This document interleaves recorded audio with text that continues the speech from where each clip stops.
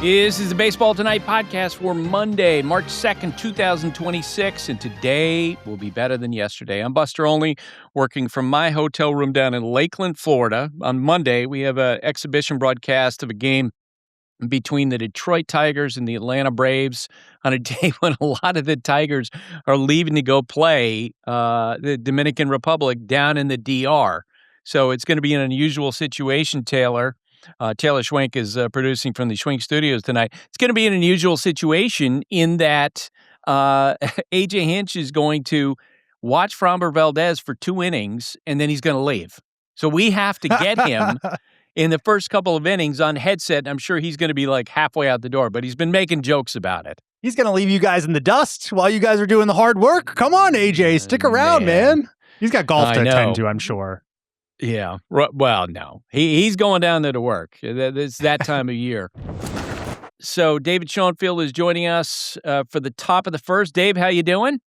I'm good, Buster. We're a week into spring training, getting a little closer to games that matter. But, of course, we're all looking forward to the World Baseball Classic. Can't wait for that to start. And I've got a question about that for you. But first, the first bit of news I think we should talk about, Oliver Marmol got a 2-year extension with the St. Louis Cardinals for 2027 and 2028 and an option for 2029.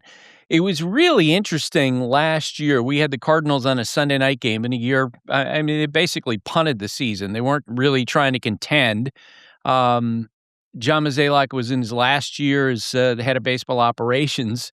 And I asked Ollie in one of our meetings about his relationship with Chaim and has he gotten to know him? And he was like, we're good. And I guess today's news kind of bears that out, Dave. Yeah, I was a little surprised only because you think, Chaim might want to hire his own guy. He wasn't the guy that hired Ollie, 4 years ago. But you look at what the Cardinals did last year, winning 78 games with really an undermanned roster, and even winning 83 the year before. Yeah. You got to give Marmol, I think, some credit for the fact that they've really overachieved, given they weren't going all in either season. Do you see any pictures from the presser today? His presser? A thing that it was remarkable was, and I can't remember seeing this, but a whole bunch of players came into the media room where this was announced, and we're basically making a point of standing there while Ollie got this, this big announcement. Yeah, I think he's probably improved his player relationships through the years. I think he came in, very young manager, kind of, a little more of an analytics guy, definitely not an old school guy. So I think he's worked and improved on those relationships, and that's why he got that extension today. Yeah, and I give Chaim credit, too, in this regard, because a lot of, through the years, it always felt like that if a new head of baseball operations came in, right, it was only a matter of time before the manager who was there was going to get fired, and then the guy would bring in his own guy. But Chaim, I think kind of like Alex Anthopoulos in Atlanta with Brian Snitker, he was open-minded, and he saw the job that Marmol was doing, and he stuck with him, and I kind of give him credit for that. Yeah, for sure. Hey, in this day and age, it's all about that relationship, right? The GM's not calling all the shots. The manager's not calling all the shots. So you got to be on the same page. And I think Marmol, I've talked to him. You've talked to him. He knows the numbers. He's a modern manager. So Chaim, of course, is an analytical background from his days with Tampa Bay and then Boston. So it looks like they're on the same page, and that's good news for the Cardinals. So 2 times in the last 3 days, I got a chance to watch Kevin McGonigle, who, of course, is a terrific young prospect for the Detroit Tigers. He made 2 really nice defensive plays in Sunday's game that was pitched by Tarik Skubal. Afterward, and McGonigle, not only, everybody knows about the bat. Afterward, I asked Tarik about his personality and what sticks out to him. Yeah, he's just a grinder. I think he's kind of reserved right now. I think he'll come, the more I get to know him, the more, we'll get his personality. But I think, he's a grinder, he's a competitor. I think that's kind of the word on the street on him, and it definitely checks out. He works his ass off, and it's not a surprise why he's the player he is. a grinder. I mean, to me, if you're a rookie and you get tagged with that, Dave, that's about as big a compliment as you're going to get in baseball. Right up there with professional hitter, which Right. I think McGonigle is going to be above and beyond a professional hitter, Buster. I mean, this kid, what is he, still 20? Maybe he's turning 21 at some point this year. But you look at his minor league numbers, they remind me of Alex Bregman, except Bregman was a little older. You know, he'd spent 3 years at LSU. McGonigle puts the ball in play, more walks than strikeouts.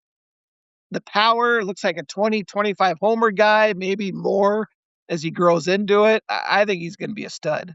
Do you have a comparison in mind? And I asked you that question because I've asked a number of people this, and one of the ones that I got back was Dustin Pedroia.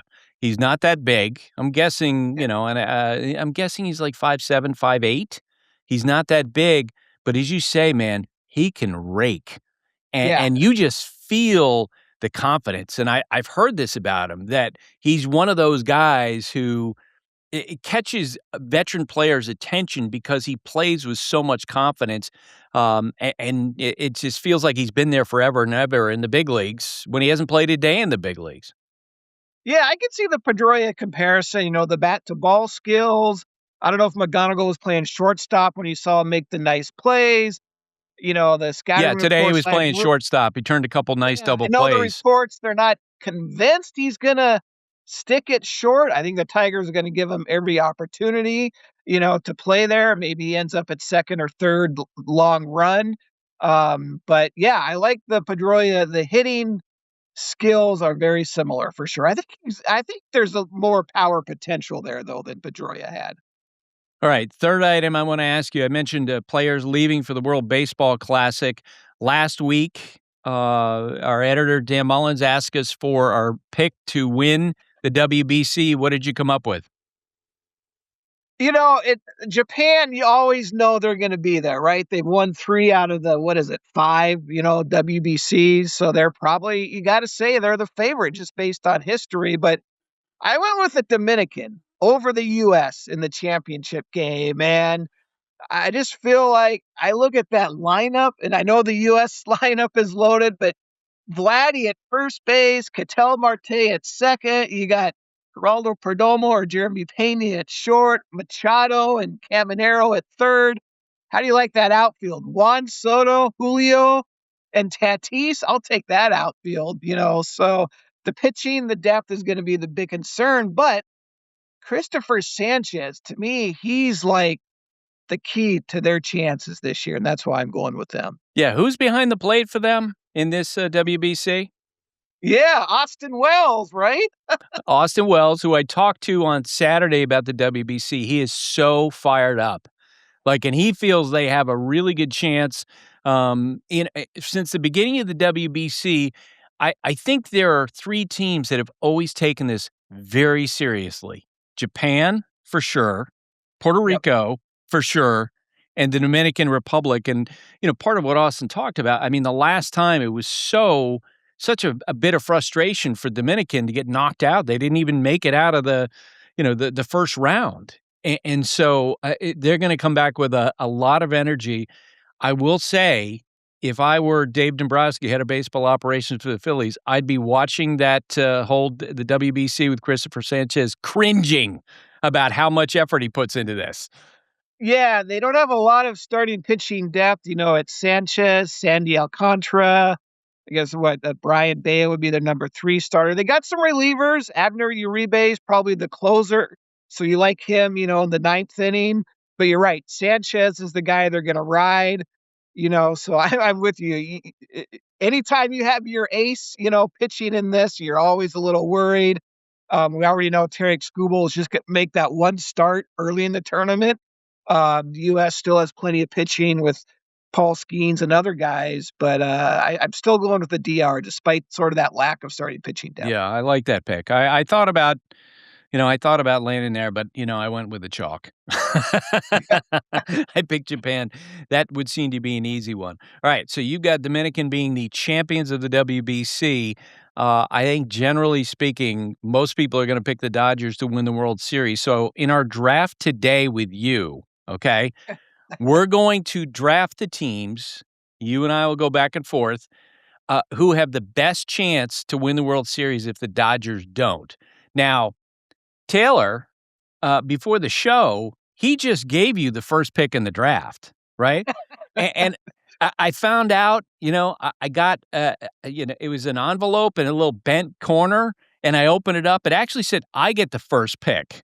Okay. So my team, and I think I talked about this in December, I've got your Seattle Mariners as my number one pick to be the team to unseat the Dodgers. They're having a great spring.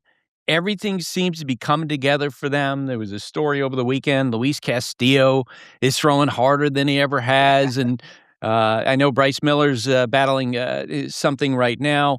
But in his last appearance, he was clocked up to 98 miles per hour. And the addition of Brendan Donovan, the ascension of Colt Emerson, to go with Cal, to go with Julio, that's why I made the Mariners the number one pick in this in the draft for the team most likely to beat the Dodgers this year. So yeah, that would have been my pick. I think their off season, it was subtle but effective. Really and effective. I think Donovan really going to change that lineup because you can put him in the leadoff spot, which gives you a good on-base guy. Then you can go Cal Raleigh hitting second, Julio third, Josh Naylor. Josh Naylor is going to drive in a lot of runs this year, batting behind those three guys. So I like the lineup. Fewer strikeout. Naylor's not a strikeout guy. Donovan puts the ball in play, so they're going to strike out less. And really, Buster, that rotation had a few issues last year, right? Yes. Logan Gilbert missed some time. George Kirby missed some time. And Brian Wu, of course, got hurt his last start of the regular season and could only pitch in the bullpen. And yeah, Bryce Miller's hurt. I'm rambling on here about the Mariners, Taylor. I'm going to blame you for this. But Kate Anderson is going to be their number 6 starter if they need him. Third pick last year out of LSU, but he's polished. He's going to be ready by midseason if they need him. Yeah, first three batters he faced in spring training, he struck them all out. So the Mariners are off the board, Dave. And now, who's your next pick? Hey, I'm going to go. I mentioned this team last week. You and Tim, you kind of mocked me a little bit. Wow. I like the Boston Red Sox. I know. They're not, everybody's picking the Blue Jays or the Yankees. I like their rotation. Aroldis Chapman was the best closer in baseball last year. I like the youth. I like the depth. They got a little financial room there. If they need to make a move at midseason, I think they can do it. And don't underestimate having Garrett Crochet to lead that rotation. Him, Skubal, and Skeens are 1, 2, and 3 in some order. And I think there's a drop to the number 4. Well, I throw Christopher Sanchez in there, but they have a legit number 1 starter. So I love that aspect to their team. All right. Third pick in this who can unseat the Dodgers draft would be the team that threatened them during the last postseason, and that would be the Philadelphia Phillies. I had a conversation over the weekend. Someone with the Phillies was asking me about, the whole narrative that the Phillies window might be closed, and I said, I don't get it. Like when you talk to the Dodgers after that series, Dave Roberts and others spoke about the relief they felt that they were able to survive the Phillies team. We talked about Christopher Sanchez, how good he is. Kyle Schwarber's in his prime. I think Bryce Harper's going to have a big year. Trey Turner was terrific last year. As someone mentioned to me, Adolis Garcia, he might not necessarily hit, but the Phillies are going to be better with him in the outfield because he could catch and Nick Castellanos couldn't. And guess what? Zach Wheeler looks great this spring. Like early on, it looks like that there's a chance he's going to come back and have an impact. And I know, and I picked the Phillies, but I know that there's a young pitcher in spring training this year that intrigues you for them. Yeah, Andrew Painter pitched today against the Yankees. Yankees didn't have their A lineup, in this game, but he threw 2 perfect innings. And so obviously they got to replace Ranger Suarez in the rotation. Wheeler looks great. We don't know exactly when he's going to be back. Andrew Painter, former top pitching prospect in baseball, missed all of 23 and 24, came back last year. His numbers in AAA weren't great, 5.40 ERA, but the scouts still love his stuff. Kylie McDaniel had him as the number 27 overall prospect. I think now that he's, further removed from that Tommy John surgery. He could be an impact pitcher and at least get them to that point where Wheeler's back to take over. So he's going to be a real key for the Phillies. All right, who's your pick in the second round of this? Who can beat the Dodgers draft? I'm going to go back to the I'm sticking with the Blue Jays. We know what they can do. Big off season. They didn't back down. They made more moves. And look, pitching and defense can win a lot of games. I'm still a little worried about the back end of that bullpen, but I'm really excited about Dylan Cease. In fact, I think he made his spring debut today. Throwing 99, 100 right out of the gate. With that defense now behind him, I think he can quit nibbling quite so much. So he's going to cut that walk rate down. He's got the swing and miss stuff. He's not on the Skubal Crochet level, but with that defense behind him, he might be. And how about Vladdy? Vladdy, do what you did last October for 6 months, and you can challenge Aaron Judge for that MVP award. There you go. So I'm glad that you took the Blue Jays, because you left my next pick on the board, and that would be the New York Yankees. Look, I was around them on Saturday, and there is a deep confidence in that group where they know that people are looking at the Red Sox. They know they're looking at the Blue Jays and other teams. And the Yankees, I think privately, they're feeling like, look, we won 94 games. We got better and better and better as the year is going along. And look how much better than we were a year ago. A player who's giving them incredible, good feeling is Ben Rice. Like, there is a belief in that organization that Ben Rice is going to go from being a pretty good young player to being a star. Like, they think he's going to take a big jump forward this year. A whole season of Cam Schlittler.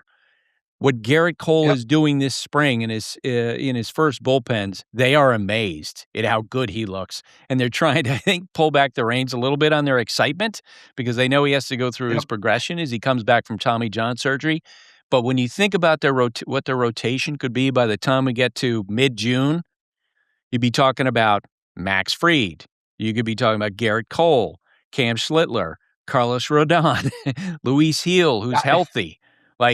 And on top of that, I talked to Aaron Boone the other day about their closer, David Bednar. Like, he loves him. And the fact that he came over and he felt like he just fit in right away. He was willing to do whatever they wanted to. And they've got some young pitchers coming up that they think could wind up having an impact in the bullpen. So I think the Yankees could be pretty good. Who's your next team? Yeah, nothing wrong with that pick. AL East might be pretty good this year. Look, one thing about Aaron Boone and the Yankees, they always put together a good bullpen. So even though it might not scream like a dominant pen, I think they'll figure it out by the end. So my pick, I can't ignore the Milwaukee Brewers. I know they never get any respect. They won the most games in baseball last year. Yeah, Freddie Peralta's gone. They traded Caleb Durbin, but young team, again, pitching and defense. If they can get a full year out of Brandon Woodruff or close to it, they got Jacob Mizorowski for a full year. Keep an eye on Logan Henderson. He debuted last year, one of the best changeups in the game. He could have a breakout year in the rotation. We know they're going to catch the ball. Never bet against the Brewers, so I'll take them. I think if they had Peralta, I would agree with you on that. Most of our picks are in the American League.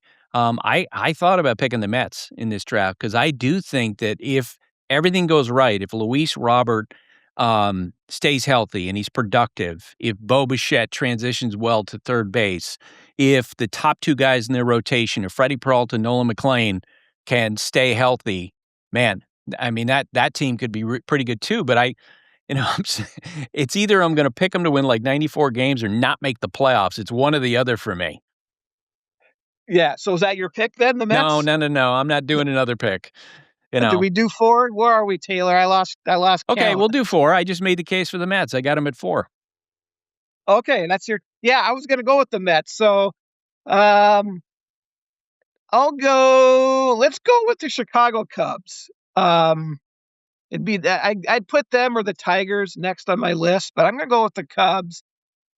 I wish it'd have a number 1 starter. I know they made the trade for Edward Cabrera. Cade Horton, had a really nice rookie year. Matthew Boyd, maybe he was a little over his head last year. Bregman signing, I think that's going to add some leadership, some grit, right? to that lineup. They're going to score runs. So I'll go with the Cubs. I think losing Brad Keller in the bullpen's a big loss. But to me, Cade Horton's the key to that team. If he can be a 1/2 at the front of that rotation. All right. That's a wonderful job by you, because our next guest is Jed Hoyer, who's the head of baseball operations for the Cubs. So the transition is seamless. What he says. Dave, thanks for doing this. All right, guys. Jed Hoyer is the head of baseball operations for the Chicago Cubs. Jed, how you doing? Doing great. How you doing? I'm doing well here in Florida, you're in Arizona. And all across baseball right now, you have players leaving teams to go join the WBC. I wanted to ask you this. Think back to the first a couple of rounds of the WBC and think about how you felt then compared to now. How is it different? I think now we're all used to it. And I know for me, I felt like the last WBC sort of changed my opinion. Really? Yeah, it was so good for baseball.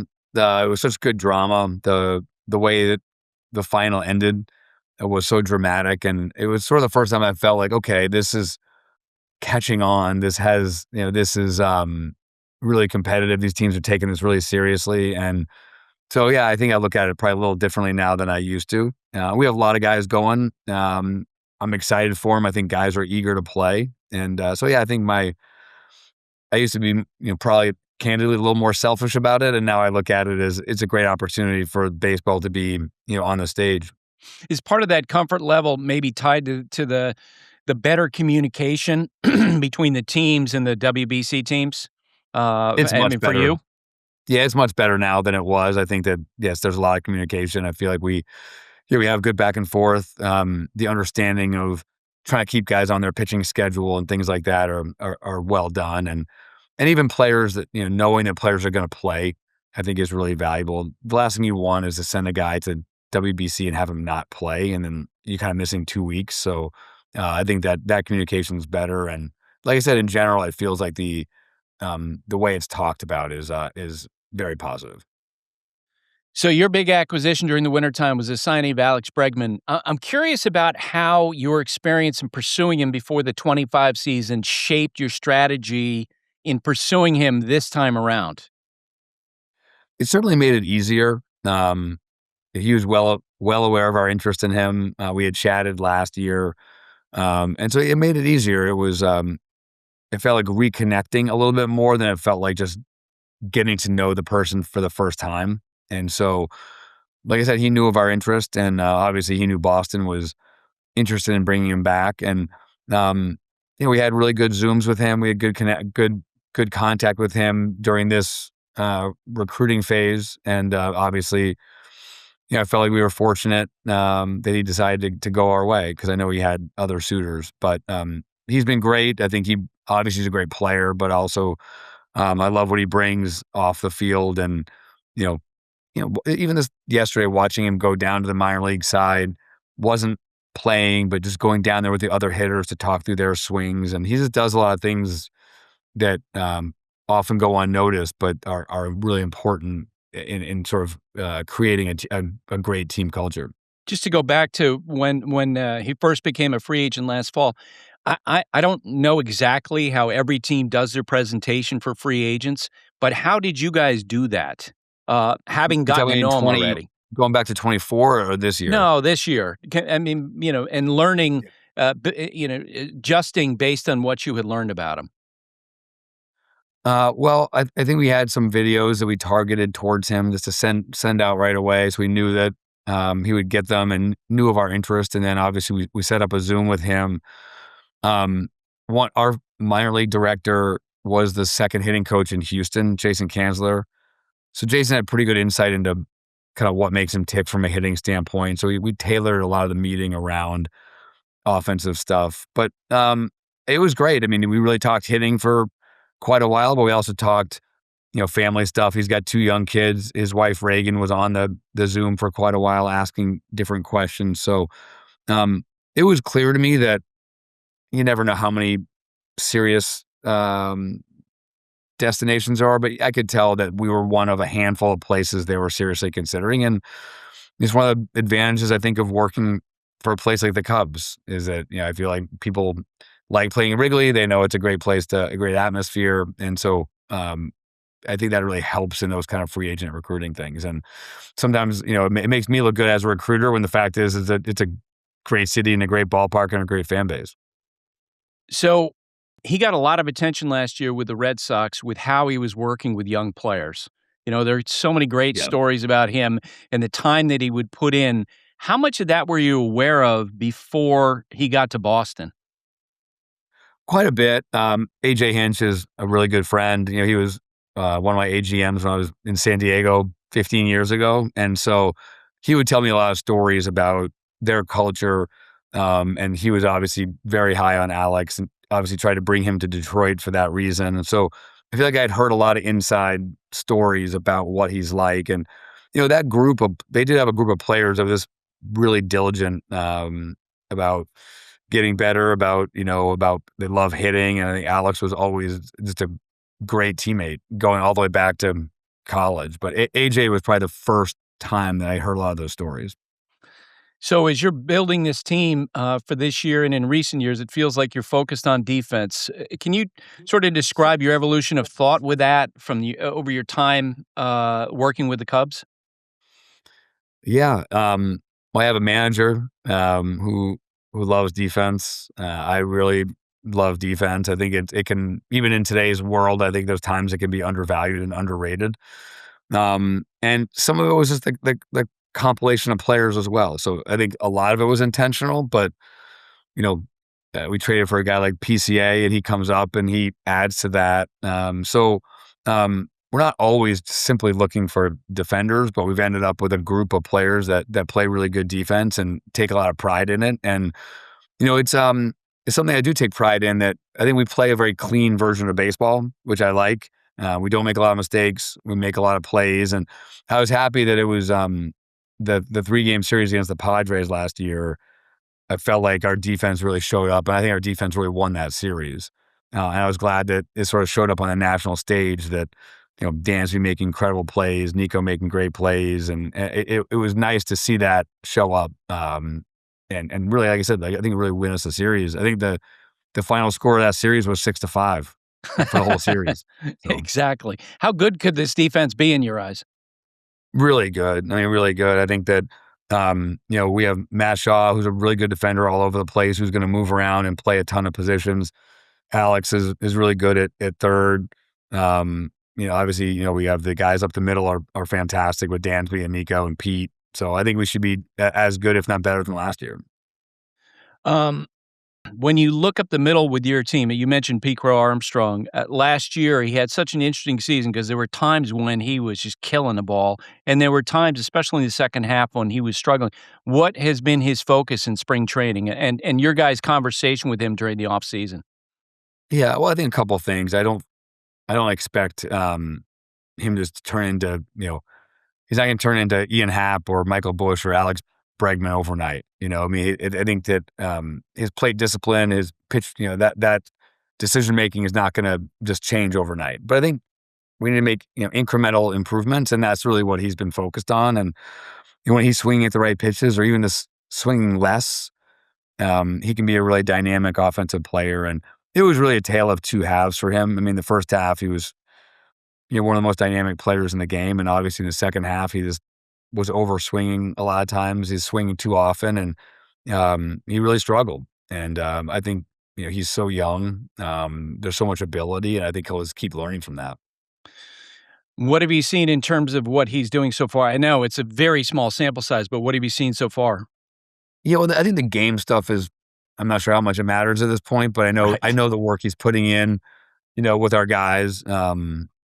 He and Alex have been sort of attached at the hip in a lot of ways, and he's working hard at it. And I do think, he has a energetic personality. He wants to get up there. He wants to do damage. He wants to get on base. So like I said, I don't think it's going to be created right away, but he's very focused on the swinging at the right pitches and, like I said, swinging less. And it'll be a process, but I think he'll get there and he'll show improvement. You and I have seen players who they can beat up on themselves. And umpires were telling me last year when he would have struggles, they would hear him right? After taking a swing or popping the ball up and just yelling at himself. Is that just sort of part of his personality? Is it something that as time goes on, he'll learn to get a handle on that? I don't think it'll ever be, he's never going to be placid. I don't think Right. we're never going to get there. Um, there's some Paul O'Neill in there, I think, where he's Right. just he's so intense in how he goes about it.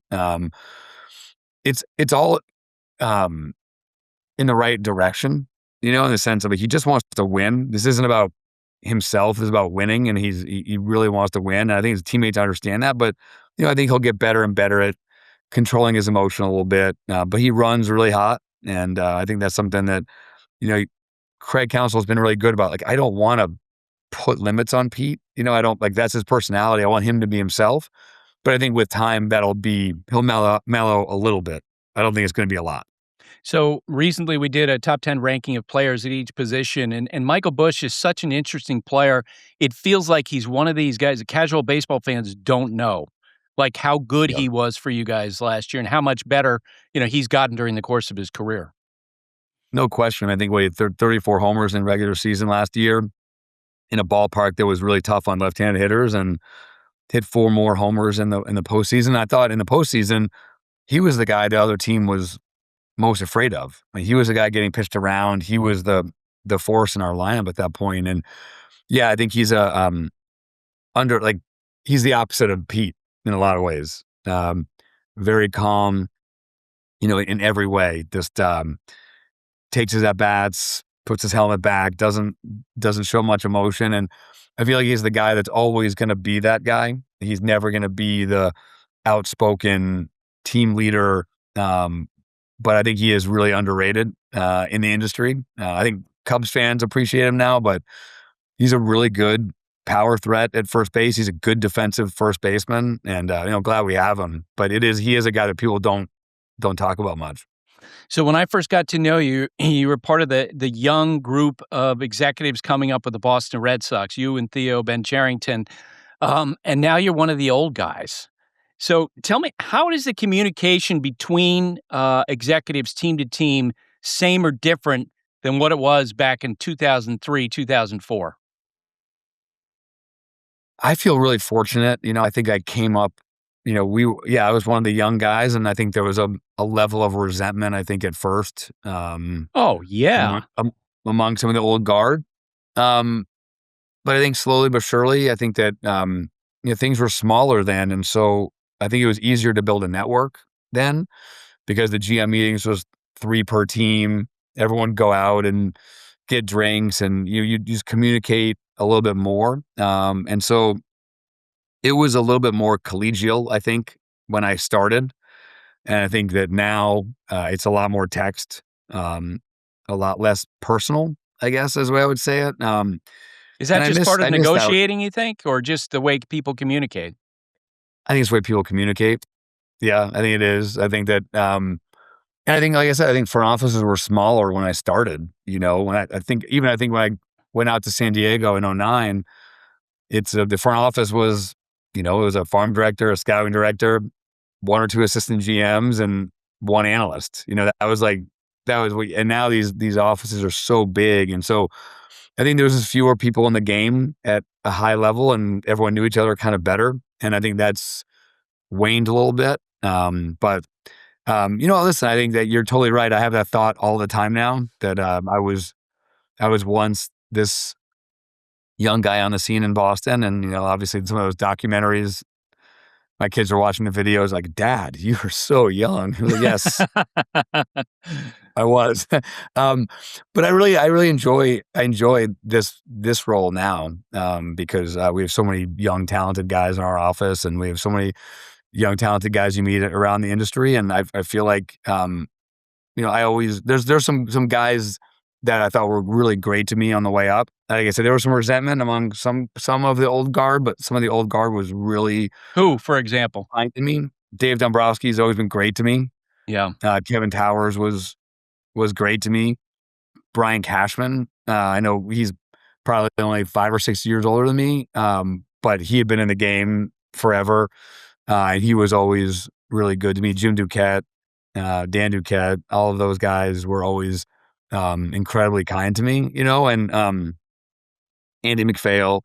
And so you never forget that because I remember having long conversations with Dave when I was, 35 years old and running the Padres. And it's valuable. It's really valuable. He took the time. He didn't, I think he had been one of those young guys. Like he had been very young and when he took over in Florida. And so I think he understood that and he took the time. Andy McPhail, similar, I think with Minnesota, he took the time. So I think a lot of times the guys that are young in these roles, I think when they get to my role now, I think they understand and they like taking the time with the guys that are younger because they see some of themselves in that. Yeah, parallel situation. I was talking with Paul Goldschmidt yesterday, who's kind of become a mentor for Ben Rice in the Yankees clubhouse, and he loves it. Like you could tell he loves, talking to someone with a growth mindset. And he was talking about Ben being very open-minded. How much do you get questions from other people in the industry who are younger than you? Quite a bit. I think the guys that are young are really curious. I think they get those jobs, for a reason. And I do feel like that. I mean, it is our role or kind of responsibility to give back. I think also the only way to continue in these roles and to thrive as we get older is to have a growth mindset, like you said. And the game has changed, multiple times in huge ways since I've been doing this. It's not just once. It's really like there's been massive shifts many times. And if you're not willing to keep up with it and not willing to rely on these young guys and these smart guys you hire, then you're not going to do very well. So I actually think that's the fun challenge of, you're seeing different, you see a lot of the same things in these cycles, but you also have to recognize that the game has changed completely. And if you have a fixed mindset, you're not going to do very well as the game evolves. All right, Jed. Thanks for doing this. Always good to talk with you. Always. Thanks, guys. As we move forward, some other notes from around baseball. Starling Marte has signed a minor league deal with the Kansas City Royals and continue to look for improved performance out of their outfielders. Rafael Devers is battling a hamstring injury, and Zach Wheeler, as I mentioned in my conversation with Dave Schoenfield, he's feeling good in the Phillies camp. This is what he said after he was on the mound for the first time this spring. I didn't know how to feel yesterday or know what I was going to feel like yesterday, but it felt good, felt smooth, natural. Went well. I feel like I'm a little different than most guys. I kind of just throw and just depends on the year. Sometimes I've thrown none off the mound before I came in. Sometimes I've thrown 4 or 5 times off the mound before I came in. So depends on how it came out of the year before. If I was a little banged up or not, and how the throwing progressions go in that off season. So it just depends. There's been years where I came in and I'm basically where I'm at right now. So, it's a little different, but at the same time, I'm not too far behind. That from NBC Philadelphia. The Cleveland Guardians shocked the Detroit Tigers last year by making up a 15.5 game deficit to win the American League Central, overtaking Detroit on the last day of the regular season and finishing 88-74. Newcomers. Cleveland signed Rhys Hoskins to a minor league contract to give him a chance for at-bats left behind with the departure of Carlos Santana. And they made other minor league deals, but the Guardians will largely bring back the same team that won last year's division. Reality injection. Cleveland's final record last year, as I mentioned, was 88-74. According to the Pythagorean data, the record should have been 80-82. So they may have outperformed their roster in 2025.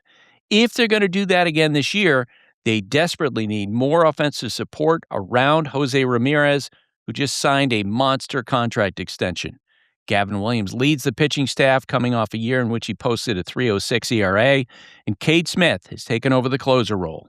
Win projections. The Guardians are like the Brewers and Rays, a team we perennially underrate. But here we go. I got Cleveland for 82 wins. Pacoda says 75. Sarah Lang says 76. Paul Ambekides, 81. The Pirates went 71-91 last year, and after the season, Paul Skeens said it was apparent what the Pirates need, and man, they went out and made some additions. Newcomers. Pirates are arguably baseball's busiest team in the winter, loading up their everyday lineup. Pittsburgh traded for second baseman Brandon Lau, signed Ryan O'Hearn and Marcell Ozuna, and of course they have the sport's number one prospect, shortstop Connor Griffin, who looks like someone who could have an immediate impact. Reality injection. Pittsburgh needs a lot to go right this year. Griffin blossoming into a star right away, Lowe and O'Hearn bolstering the offense right away, and the rotation evolving around Skeens. You'd assume that after taking on payroll in the winter, Pirates probably will have some financial flexibility to add at the trade deadline if they're contending for a playoff spot. It does feel as if they're trying to take advantage of time when Skeens is their ace and maybe the best pitcher on the planet. Win projections. So we're all in the same area here. Pacoda says 80.1 wins. Paul Embakidis, who has noted concerns about the Pirates' defense, says 80 wins. I've got them at 81. Sarah Lang says 80. Alrighty, Buster, Bleacher Tweets for a Monday. Chris writes in, I've lived mostly in Minnesota and Colorado for my life, and as a result, I'm a fan of both the Twins and the Rockies. Looking through Buster's top 10 lists for each position, and there are no Rockies and only one Twins player. Is there any hope anytime in the next few years either team makes the playoffs? No. Oof. I don't think so. I mean, I think the team that's closer probably at this point is still Minnesota because they're in the American League Central. You can have a quicker turnaround than if you're in the same division as you're competing with the Los Angeles Dodgers.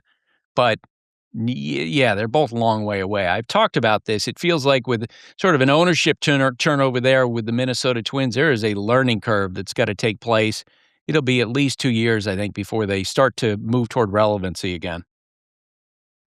Ken in Murrieta, California writes, Buster always seems to know the particulars of incentive contracts, evidenced by Max Scherzer's new contract with the Toronto Blue Jays. More money for more innings pitched, more money for winning awards, etc. Is there a place? He wants to know where you can find these contracts. You probably have to do some snooping, but he asks, what's your opinion of those types of contracts? Why do we not see more of these, or are they more common than we think? They are, they're definitely more common. There's a lot of those incentive packages that players get. They're always interesting, and you can go and find them on Cott's Baseball Deals. They have a breakdown of each player's contract. I think it's cottdeals.com, something like that. I always loved back in the day, Taylor. I remember writing about this one time where a designated hitter had a particular incentive clause for winning the Gold Glove. He got like $100,000 if he won a Gold Glove. And this was a player who never appeared in the field ever. And it would make me laugh. That is very funny. And I look, I get it. This wasn't like anyone making a mistake. They were just like, yeah, put in the incentive package, blah, blah, blah. And this was part of what was written up. Last one for today. Will Bruns from Bonners Ferry, Idaho writes, Taylor Buster, longtime listener, first-time emailer, wanted to talk about your conversation regarding baseball and basketball players, which are better fighters. How could you not have mentioned Jose Ramirez literally knocking out Tim Anderson of the major leagues a couple of years ago? Fantastic call from Tom Hamilton. Down goes Anderson, down goes Anderson. Always hate to get on J-Rom's bad side, but I'd pay to see him fight again. Thanks for the show. Love the insight. Yeah, that was a great call. Tom Hamilton, I remember playing that with you, and that was cool. The only mitigating factor on Jose Ramirez knocking down Tim Anderson, hey, he knocked out another baseball player. I mean, if you take Charles Barkley's words at face value, I think he's telling you they're just not that many. Yeah, at some point, I actually thought about doing that when we do one of these drafts. I think we ought to draft at some point best fighters in baseball. Like, who would you take in a fight?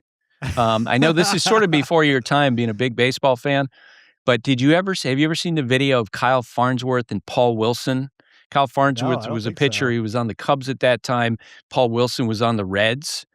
Paul Wilson was at the plate and he squares up the bunt. The pitch comes high and inside, and Kyle Farnsworth, when Paul Wilson kind of looks at him and he's kind of mad. And Kyle Farnsworth was like the guy that you weren't supposed to, don't ever go after this guy.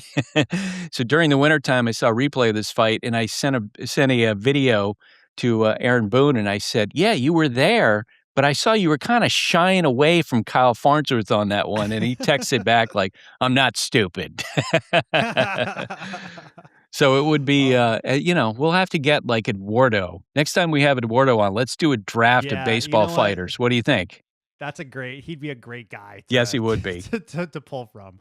All right. Well, hey, now you guys, if you've made it to the end of the show, you've got some baseball fights to watch. Check it out. Comments, leave them, and we'll put your questions up. BleacherTweets@gmail.com is the best way to get in touch with the show. Thanks for writing in, everyone. All right, that's it for today. My thanks to Taylor, to Jed Hoyer, to David Schoenfield. Thanks for listening. Stay safe, and remember, hate and inequality based on skin color is something we need to fight against every single day.